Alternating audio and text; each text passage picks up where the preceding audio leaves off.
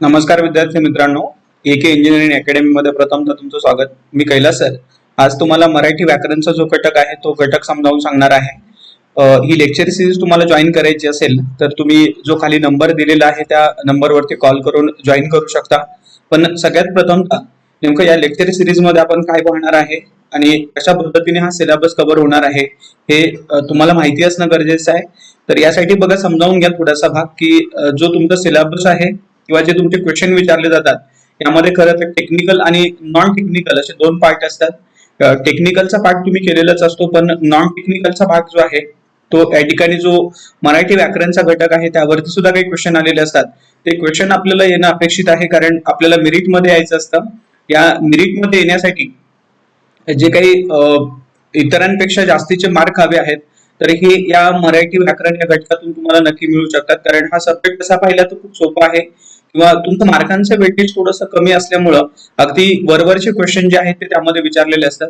साधारणतः बघा, मार्कांचं वेटेज जे आहे तुमच्या ज्या एक्झाम आहेत त्यामध्ये WRT, झेडपी आणि एमपीएससी प्री यामध्ये WRT मध्ये 10 क्वेश्चन 10 मार्कांसाठी, त्यानंतर झेडपी मध्ये 15 क्वेश्चन 30 मार्कांसाठी आणि एमपीएससी प्रिलियम यामध्ये 10 क्वेश्चन 10 मार्कांसाठी अशा पद्धतीचं वेटेज ठेवलेलं आहे. आता याच्यामध्ये हे वेटेज जे आहे तुम्हाला कव्हर करायचं असेल किंवा हे मार्क्स जे आहेत ते सगळेच्या सगळे मिळवायचे असतील तर थोडंसं या मराठी सब्जेक्टचं बेसिक, परत त्यानंतर असलेलं ऍप्लिकेशन आणि थोडंसं कॉम्प्रिहेन्शन म्हणजे आकलनचा भाग जो आहे, असे 2-3 घटक तुम्ही जर याच्यामध्ये कव्हर केले तर तुम्हाला हे सगळेच्या सगळे मार्क्स जे आहेत ते नक्की मिळून जातील. तर त्यासाठी बघा, या ठिकाणी जो सब्जेक्ट मी तुमच्यापर्यंत घेऊन आलेला आहे तो सब्जेक्ट नेमका कसा पोहोचणार आहे, त्यामध्ये घटक किती आहेत, किती लेक्चर मध्ये कव्हर होतील हे भाग तुम्हाला माहिती असणं गरजेचं आहे. तर साधारणतः या सगळे घटक समजावून घेण्यासाठी आणि आपल्याला सगळे मार्क मिळण्यासाठी एकूण 25 लेक्चर जे आहेत ते 25 लेक्चर लागतील. आणि यामध्ये नेमके कोणते घटक कव्हर होतील तर ते तुमच्या समोर स्क्रीनवरती दिलेले आहेत.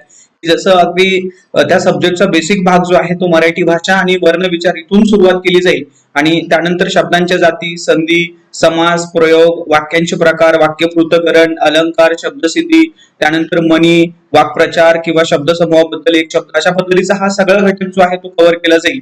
आणि त्यानंतर सगळ्यात महत्वाचा भाग जो म्हणजे आकलन, ज्याच्यावरती एक पॅरेग्राफ दिलेला असतो आणि त्या पॅरेग्राफ वरती पाहून क्वेश्चन लिहायचे असतात. तर ते क्वेश्चन कसे सॉल्व्ह करायचे याचंही मार्गदर्शन तुम्हाला केलं जाईल. तर या पद्धतीने ही लेक्चर सिरीज असेल. तुम्ही हा पॅटर्न जो आहे तो पॅटर्न फॉलो करा आणि या पद्धतीने ही लेक्चर सिरीज जॉईन करा. तर यामध्ये सगळ्यात पहिला घटक जो आहे तो मराठी भाषा आणि वर्ण विचार हा घटक मी तुमच्या समोर घेऊन आलेला आहे. त्याच्यामध्ये मराठी भाषा जी आहे ती आपली बोलीभाषा आहे, आपली मातृभाषा आहे. हे घटक आपल्याला माहितीच आहेत, पण तरी सुद्धा आपण काय शिकतो आहे तर या ठिकाणी काय करायचं आहे, त्या भाषेचं व्याकरण जे आहे किंवा ती भाषा कशी बनली या पद्धतीचा भाग जो आहे तो आपल्याला समजावून घ्यायचा आहे. खरं तर भाषा म्हणजेच काय, तर मनातील जे काही भाव आहेत किंवा विचार जे आहेत ते व्यक्त करण्याचे एक साधन जे असतं त्यालाच आपण भाषा असं म्हणतो. म्हणजे जे काही माझे विचार मी तुमच्यापर्यंत पोहोचतोय तर हेच भाषा जर डेव्हलप झाली नसती, विकसित झाली नसती तर हे पोहोचवताच आले नसते. आणि म्हणून असं म्हणायचं आहे की आपल्या मनातील भाव असतील किंवा विचार असतील एक साधन आहे की ते तुमच्यापर्यंत दुसऱ्यापर्यंत व्यक्त करणे, पोहोचवणे यासाठी या भाषेचा वापर केलेला असतो. ही भाषा जी आहे ती मानवाच्या गरजेतून निर्माण झाली. त्यानंतर आणखीन काय सांगता येईल की एक संवादासाठी किंवा विनिमयासाठी ही भाषा जी आहे ती वापरता येते. आणि मराठी भाषेचं आणखीन एक महत्व सांगायचं झालं तर ती एक समृद्ध भाषा म्हणून पुढे आलेली आहे आणि तिलाच महाराष्ट्राची राजभाषा असंही म्हटलं जातं. म्हणजे भारताची राजभाषा ही हिंदी आहे, पण महाराष्ट्राची राजभाषा जी आहे ती कोणती आहे, मराठी. हा भाग या ठिकाणी लक्षात घेण्यासारखा आहे. इथंच याच टॉपिकला अनुसरून मी तुम्हाला असं सांगेल की तुम्हाला मराठीमध्ये कधी कधी विचारलं जातं की आपल्या घटनेमध्ये एकूण किती भाषांना स्थान दिलेलं आहे. तर घटनेमध्ये एक 8 नंबरचं परिशिष्ट आहे. त्या 8 नंबरच्या परिशिष्टामध्ये एकूण आज जर भाषा बघितल्या तर 22 भाषांना त्यामध्ये स्थान दिलेलं आहे. त्याच्यामध्ये आपली मराठी सुद्धा आहे. पण मूळ घटनेमध्ये मात्र 14 भाषा होत्या. नंतर घटना दुरुस्ती करून त्याच्यामध्ये 8 भाषा ऍड केल्या. अशा पद्धतीने हा प्रश्न या ठिकाणी तुम्ही क्लिअर करू शकता. 3 बिट या ठिकाणी लक्षात ठेवा. परिशिष्ट 8 मध्ये एकूण आज 22 भाषा आहेत, पण सुरुवातीला मूळ घटनेमध्ये मात्र किती होत्या, 14 होत्या. अगदी एक्झाम ओरिएंटेड हा पार्ट कव्हर करा. तुमच्या एक्झाम मध्ये खूप वरवरचे क्वेश्चन आलेले असतात. काही भाग अगदी नॉर्मल तुम्ही एकदा जरी ऐकला आणि व्यवस्थित लक्षात ठेवलं तर तुमचे क्वेश्चन सॉल्व्ह होतील. अशा पद्धतीचे क्वेश्चन त्यामध्ये आहेत. यामध्ये मी पुन्हा एकदा रिपीट करेल. आपले भाव विचार व्यक्त करण्याचं साधन म्हणजे भाषा. आपल्या महाराष्ट्राची राजभाषा जी आहे ती मराठी. त्यानंतर आपल्या घटनेमध्ये 8व्या परिशिष्टामध्ये एकूण 22 भाषा आहेत. मूळ घटनेमध्ये मात्र 14 होत्या. अशा पद्धतीच्या बीट यावरती लक्षात ठेवा. त्यानंतर त्याच्या पुढे बघा की ही जी भाषा आहे त्याच्या पुढे गेल्यानंतर काय की जी भाषा लिहिली जाते ती लिखाण त्यामध्ये केलं जातं, त्याला लिपी असं म्हणतो थोडक्यात, किंवा जे काही विविध सांकेतिक खूण असतात आणि याच्या साह्याने जे लेखन करतो त्यालाच लिपी असं म्हटलं जातं. मग या ठिकाणी प्रश्न तुम्हाला विचारतील की लिपी म्हणजेच काय, तर लिपीसाठी हे स्टेटमेंट आहे ते लक्षात ठेवा. पण ही लिपी आपल्या मराठी भाषेसाठी नेमकी कोणती वापरली जाते हे दुसरं स्टेटमेंट किंवा दुसरी माहिती आपल्याला असणं अपेक्षित आहे. तर आपल्या मराठी भाषेसाठी देवनागरी लिपी जी आहे ती वापरली जाते. त्याच देवनागरी लिपीला बाळबोध लिपी असंही म्हणतात. बघा, दोन स्टेटमेंट या ठिकाणी लक्षात ठेवा. आपली मराठी भाषा जी आहे ती देवनागरी लिपीमध्ये लिहिली जाते आणि याच देवनागरी लिपीला दुसरा एक शब्द वापरला जातो तो म्हणजे बाळबोध. म्हणजे कधीतरी प्रश्नामध्ये जर देवनागरी लिपी हा पर्याय दिला नाही आणि बाळबोध दिला तर त्या प्रश्नाचं उत्तर आपल्याला सॉल्व्ह करता आलं पाहिजे. तर देवनागरी आणि बाळबोध असे दोन शब्द लक्षात ठेवा. त्यानंतर आणखीन यालाच अनुसरून आणखीन एक स्टेटमेंट लक्षात ठेवा की देवनागरी लिपीमध्ये ज्या इतर भाषा ज्या आहेत त्या अजून कोणत्या लिहिल्या जातात, तर देवनागरी लिपीमध्ये संस्कृत, मराठी, हिंदी, गुजराती अशा पद्धतीने एकूण 4 भाषांचं लिखाण जे आहे ते देवनागरी लिपीमध्ये केलं जातं. ही देवनागरी लिपी जी आहे ती भारतामध्ये कुणी आणली, तर असं मानलं जातं की ती आर्य लोकांनी भारतामध्ये आणली.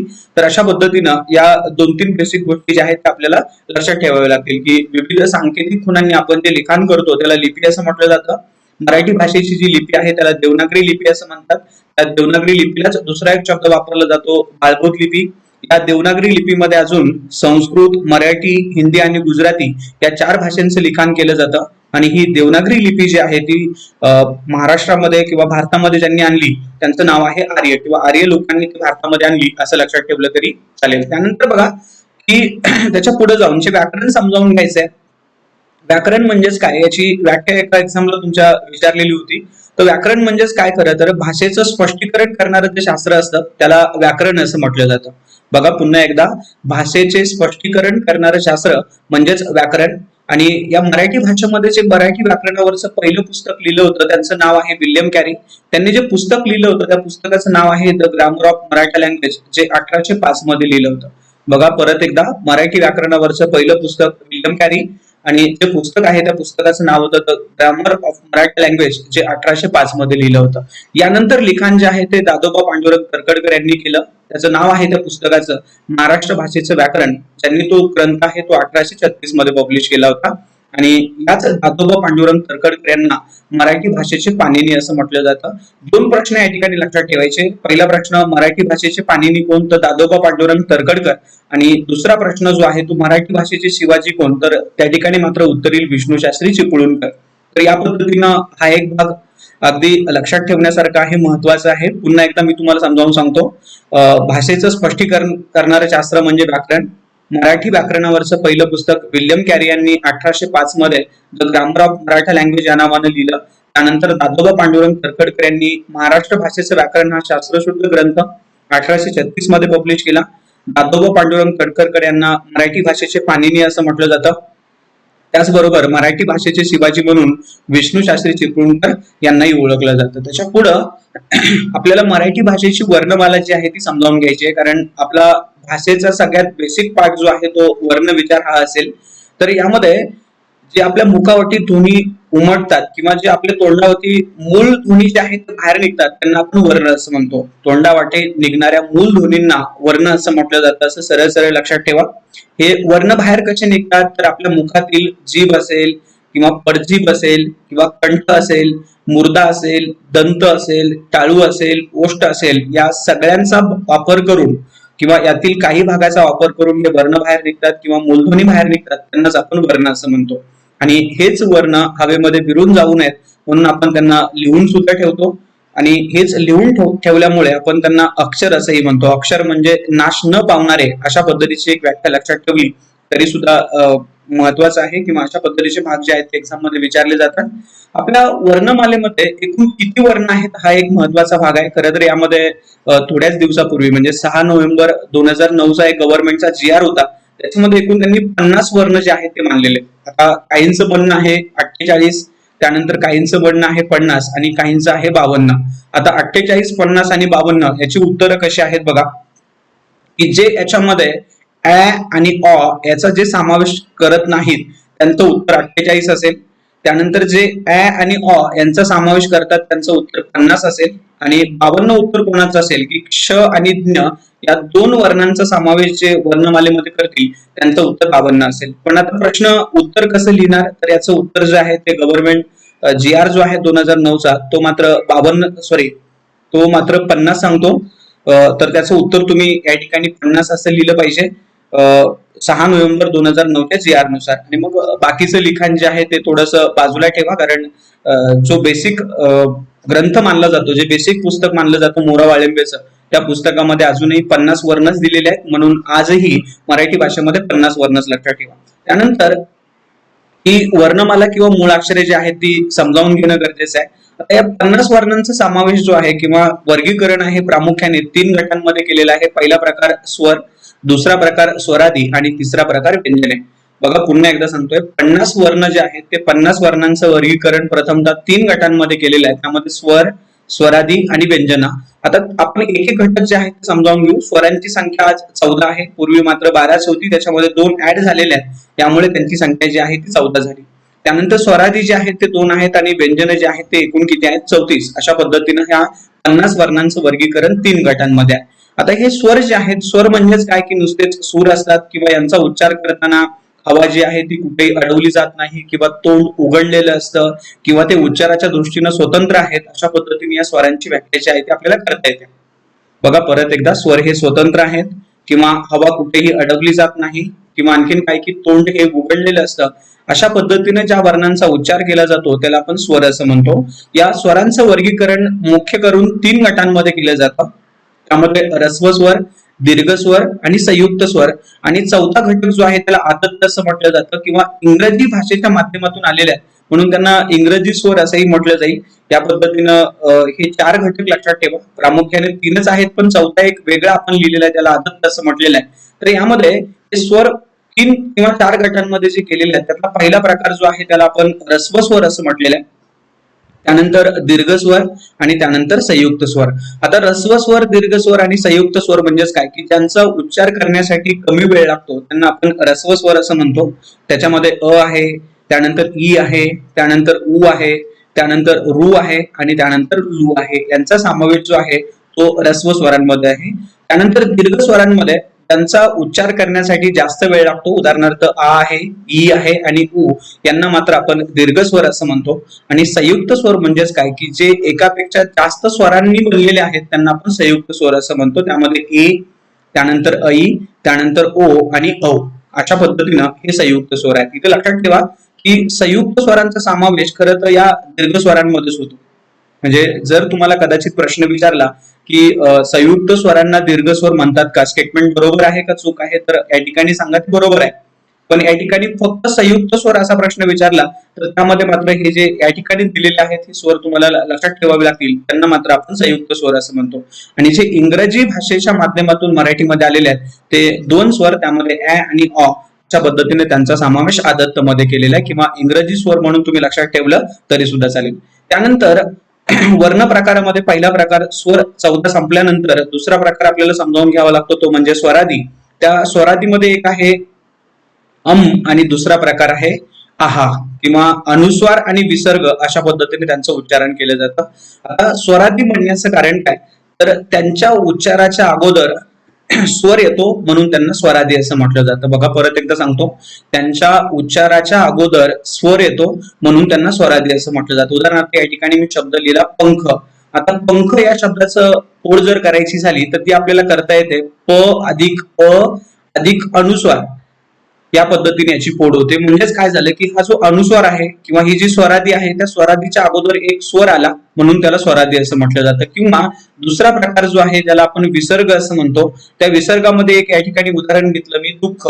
आता यामध्ये इथं विसर्ग आलेला आहे आणि याच्या अगोदरच्या शब्दाची फोड केल्यानंतर द अधिक उ आणि नंतर विसर्ग, म्हणजेच काय होते की विसर्गाच्या अगोदर आपल्याला स्वर मिळतो आणि म्हणून त्यांना स्वरादी असं म्हटलेलं आहे. म्हणजे स्वर जे आहेत ते 14 आणि स्वरादी जे आहेत ते 2 कोणत्या, तर एक आहे अनुस्वार आणि दुसरी आहे विसर्ग.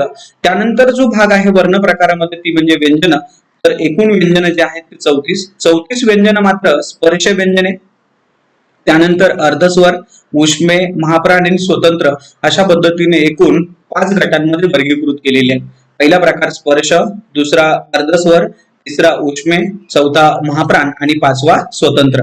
आता यामध्ये एक एक घटक समजावून घेताना बघा की ज्यांचा उच्चार कठोर अशा पद्धतीने होतो त्यांचा समावेश कठोर व्यंजनांमध्ये किंवा स्पर्श व्यंजनांमधला एक भाग जो आहे तो कठोर मध्ये जातो. त्यानंतर ज्यांचा उच्चार करताना सॉफ्ट होतो त्यांना मृदू व्यंजन असं म्हटलेलं आहे. आणि ज्यांचा उच्चार करताना नासिकेचा आधार घेतलेला आहे, नासिका म्हणजे नाक, ज्यांचा उच्चार करताना नाकाचा आधार होतो त्यांना अनुनासिक असं म्हटलेलं आहे. म्हणजे हा जो स्पर्श भाग आहे त्या स्पर्शमध्ये एकूण 3 गटांमध्ये वर्गीकरण केलेलं आहे आणि या एकूण 34 व्यंजनांपैकी 25 व्यंजनं जी आहेत ती त्याच्यामध्ये जातात. म्हणजे जर तुम्हाला प्रश्न विचारला की स्पर्श व्यंजन एकूण किती, तर ती स्पर्श व्यंजन जी आहेत ते 25 आहेत. तर 25 व्यंजन जी आहेत स्पर्श व्यंजन त्यांचं वर्गीकरण हे 5 गटांमध्ये केलेलं आहे किंवा 5 वर्गांमध्ये केलेले. एखाद्या वेळी असाही प्रश्न विचारतात की वर्गीय व्यंजन म्हणजेच काय, तर ती वर्गीय व्यंजन म्हणजे जी स्पर्श व्यंजन जे आहेत त्यांना वर्गीय व्यंजन असेही म्हटलं जातं. 5 वर्ग कोणते आहेत, तर क, च, ट, त आणि प हे 5 वर्ग आहेत आणि प्रत्येक वर्गामध्ये 5 व्यंजन अशा पद्धतीने 25 व्यंजनांचा समावेश स्पर्श व्यंजनांमध्ये होतो. या ठिकाणी बघा लक्षात ठेवा की पहिली 2 जी आहेत ती कठोर आहेत, त्यानंतर दुसरी 2 जी आहेत ती मृदू आहेत आणि शेवटचे एक जे आहे त्याला आपण अनुनासिक असं म्हणतो. ज्यांचा उच्चार कठोर होतो त्यांना कठोर व्यंजन, ज्यांचा उच्चार मृदू होतो त्यांना मृदू व्यंजन आणि ज्यांचा उच्चार हा नासिकेतून म्हणजे नाकातून होतो त्यांना अनुनासिक असं म्हटलं जातं. आता या ठिकाणी लक्षात कशी ठेवायची बघा, उदाहरणार्थ हाताची 5 बोटं समोर ठेवा. बघा या ठिकाणी हाताची एकूण 5 बोटं समोर ठेवा. या 5 बोटांमध्ये पहिले 2 जे आहेत ती कठोर बांधलेले आहेत, त्यानंतर दुसरे 2 जे आहेत ते मृदू आणि शेवटचं एक अनुनासिक. अशा पद्धतीने हा भाग या ठिकाणी लक्षात ठेवायला तुम्हाला सोपं जाईल. पहिले 2 कठोर, दुसरे 2 जे आहेत ते मृदू आणि शेवटचं एक अनुनासिक. आणि मग हे 5 वर्ग क, च, ट, त आणि प अशा पद्धतीने म्हणजे क, ख, ग, घ आणि या ठिकाणी ही एक अनुनासिका, ज्याचं उच्चारण जे आहे ते बरेच जणांकडून ड असं केलं जातं. खरं त्याचं उच्चारण ड असं नाहीये, त्याचं उच्चारण ग या पद्धतीने केलं जातं, जे आपण वाङ्मयमध्ये वापरतो बघा. तर वाङ्मयमध्ये उच्चारण ग होतो, पण लिहिताना हा अनुनासिकेचा ग जो आहे तो त्या ठिकाणी लिहिलेला असतो. च वर्गामध्ये च, छ, त्यानंतर ज, झ या ठिकाणी याचं उच्चारण बऱ्याच जणांकडून त्र असं केलं जातं, पण त्र नाहीये, ते त्याचं उच्चारण न असं आहे, तर ही अनुनासिका न. त्यानंतर ट वर्गामध्ये ट, ठ, ड, ढ आणि न हा न बाणाचा आहे असं लक्षात ठेवा. ट वर्गामध्ये त, थ, द, ध आणि न. त्यानंतर प वर्गामध्ये प, फ, ब, भ आणि म या पद्धतीने ही स्पर्श व्यंजन एकूण 25. त्यानंतर त्याच्या पुढचा प्रकार जो आहे या वर्णमालेमध्ये त्यांना आपण अर्धस्वर असं म्हणतो. त्या अर्धस्वरांमध्ये य, र, ल आणि व यांचा समावेश होतो. आता य, र, ल, व यांना अर्धस्वर म्हणण्याचं कारण असं आहे की त्यांचा उच्चार करताना त्या ठिकाणी स्वरांचा आधार घ्यावा लागतो, म्हणून त्यांना अर्धस्वर असं म्हटलेलं आहे. आता अर्धस्वरांमध्ये य आहे, त्यानंतर र आहे, त्यानंतर ल आहे, त्यानंतर व आहे. अशा पद्धतीनं हे एकूण 4 जे आहेत ते अर्धस्वर आहेत. त्यानंतर ऊष्मे, ज्यांचा उच्चार करताना हवा जोरात बाहेर टाकली जाते किंवा हवा गरम होते, उष्ण होते, त्यांना आपण ऊष्मे वर्ण असं म्हणतो. त्यामध्ये श, श आणि स या 3 वर्णांचा समावेश त्यामध्ये होतो.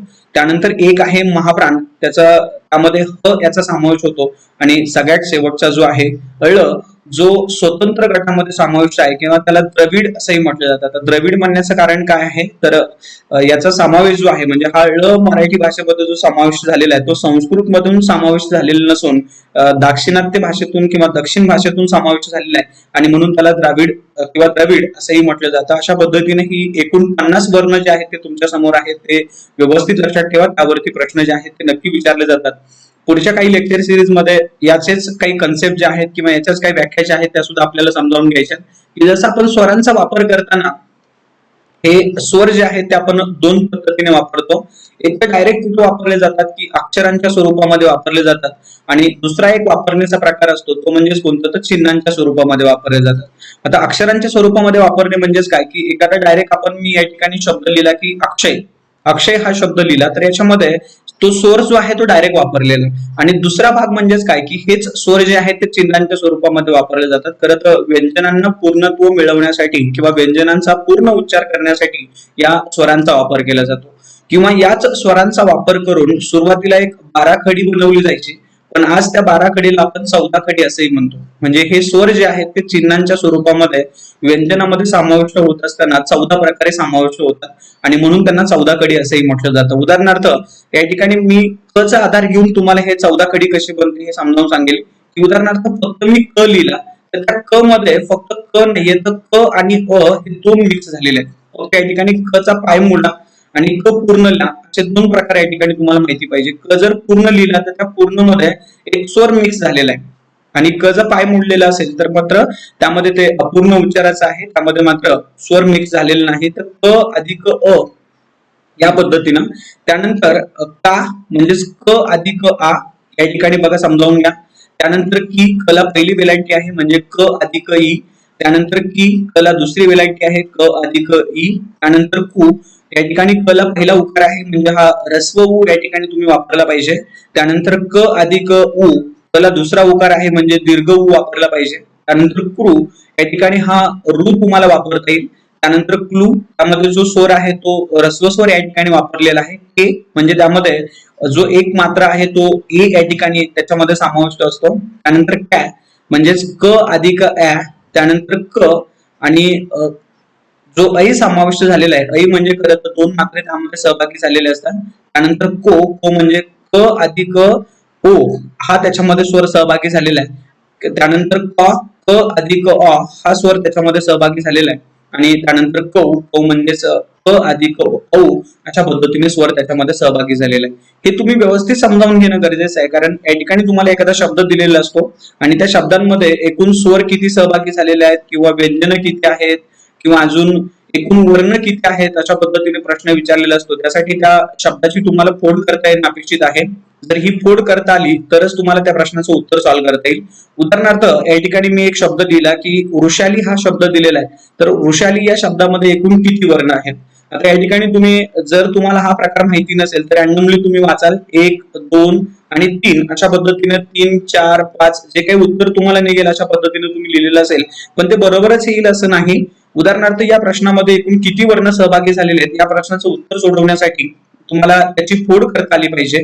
उदाहरणार्थ त्याच्यामध्ये व अधिक रू, त्यानंतर श अधिक आ, त्यानंतर ल अधिक ई एवढे वर्ण जे आहेत ते सहभागी झाले आहेत. म्हणजे 2, 4 आणि 6 एकूण वर्णांची संख्या जी आहे ती 6 आहे. अशा पद्धतीने या स्वरांचा वापर करून तुम्हाला त्या शब्दाची फोड करता येईल किंवा त्यामध्ये असलेले स्वर किती आहेत, व्यंजन किती आहेत, वर्ण किती आहेत हे सांगता येईल. अशा पद्धतीने पुढच्या काही लेक्चरमध्ये तुम्हाला या कन्सेप्ट जे आहेत ते मी तुमच्यापर्यंत पोहोचवेल. त्यानंतर बघा की खरं मी तुम्हाला सुरुवातीला ज्या पद्धतीने सांगितलं की प्रश्नांची संख्या खूप वरवरची असते. प्रश्न जे पाठीमागच्या एक्झाम मध्ये WRT असेल, ZP असेल, MPSC प्रिलिम असेल या प्रश्नांचा संच आमच्याकडे आहे तो आम्ही तुमच्यापर्यंत पोहोचवणार आहे. तर याच्यामध्ये बघा की मराठी भाषेचं लेखन काही प्रश्न या टॉपिकशी रिलेटेड जे आलेले आहेत मी तुम्हाला ते समजावून सांगतो नेमके कसे प्रश्न आहेत. तर मराठी भाषेचं लेखन आपण कोणत्या लिपीमध्ये करतो. बघा एक प्रश्न MIDC 2013 मध्ये विचारलेला आहे. मराठी भाषेचे लेखन आपण कोणत्या लिपीमध्ये करतो. तर या ठिकाणी पाठीमागे सांगितल्याप्रमाणे मराठी भाषेचे लिखाण जे आहे ते आपण देवनागरी लिपीमध्ये करतो. अगदी सोपा प्रश्न आहे. किंवा आणखीन त्याच्याशी संबंधित पाठीमागच्या टॉपिकशी संबंधित आणखीन आलेला प्रश्न बघा की भाषा म्हणजेच काय.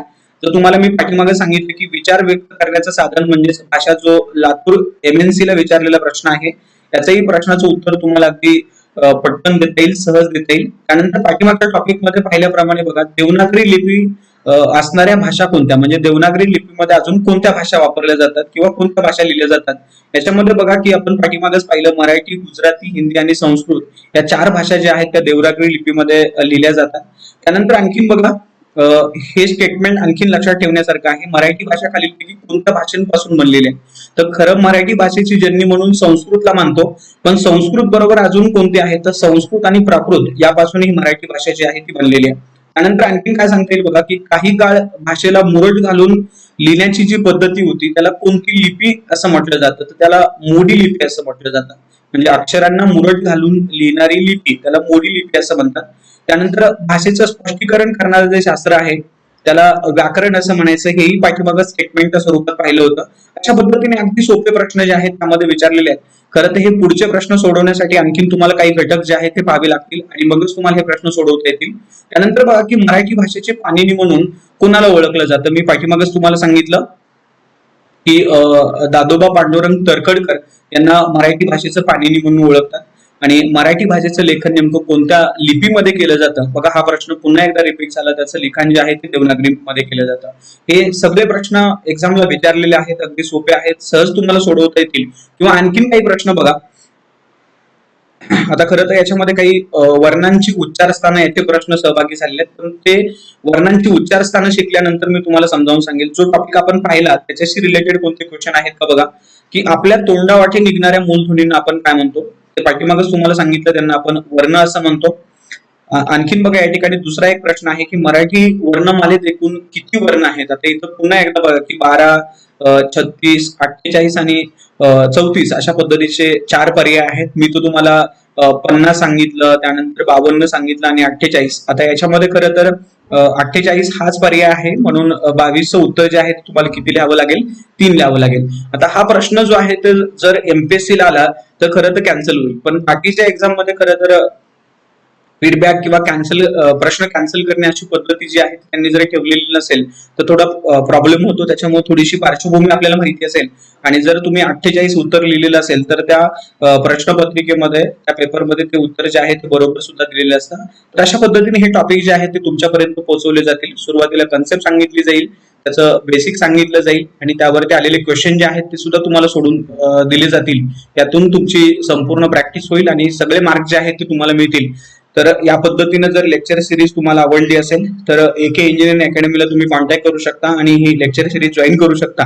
टॉपिकच्या संदर्भात तुमचे जर काही प्रश्न असतील तर माझा नंबर दिलेला आहे, त्या नंबरवरती तुम्ही कॉल करा. तर अशा पद्धतीनं हा टॉपिक या ठिकाणी संपला. धन्यवाद.